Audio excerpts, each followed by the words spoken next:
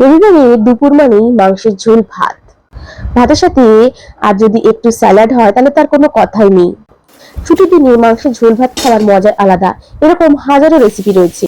আজকে একদম সহজ পদ্ধতিতে ঝোল রান্নার রেসিপি নিয়ে চলে এসেছি। এইভাবে রান্না করলে ঝোলও হবে পাতলা, তেল মশলাও রাখবে কম, আর ঝোলও হবে একদম গাঢ় গাঢ় লাল।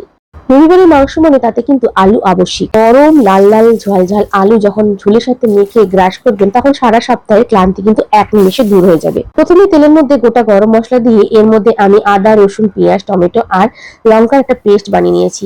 প্রথমে পেঁয়াজগুলো লাল লাল করে ভেজে মশলাটা হালকা আঁচে কষতে দিয়ে দেবো। মশলাটা এইভাবে কষিয়ে এক এক করে হলুদ গুঁড়ো, তারপর দেবো ধনে গুঁড়ো, জিরে গুঁড়ো আর লঙ্কা গুঁড়ো, আর সব শেষে অল্প একটু লবণ দেবো। ভালো করে মশলাটা কষিয়ে নিতে হবে।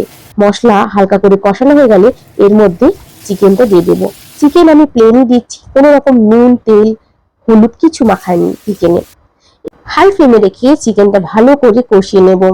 ঢাকা দিয়ে দেবো 10 মিনিট মতো মিডিয়াম লো ফ্লেমে রেখে। সত্যি বলতে চিকেনের কিন্তু অনেক রকম আইটেমই আছে, কিন্তু রবিবার দুপুরে যত রকমই খাবার খান না কেন এই চিকেনের লাল লাল পাতলা ঝোলের খাবার কিন্তু মজায় এক আলাদা।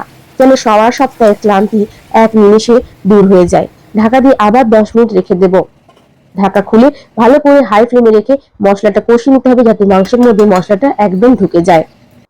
আর এই রান্নার একটাই শেষ সিক্রেট হলো সানরাইজের চিকেন কারি মশলা। এটা দিলে কিন্তু চিকেনের স্বাদ আবার ডবল থেকে 3 গুণ বেড়ে যায়। সব নিয়ে যেন রবিবারের দুপুরের এই অনুভূতির দিকে তাকিয়ে যেন আমরা গোটা সপ্তাহটাও কাটিয়ে দিই। এরপর আমরা জল দেব।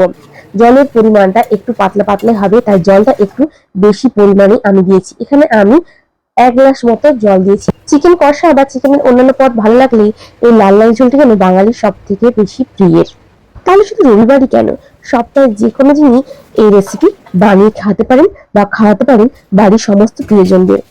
কালারটা দেখেই বুঝতে পারছেন কতটা লাল লাল হয়েছে, একদম যাকে বলে বাঙালিদের রবিবারের পারফেক্ট মেনু।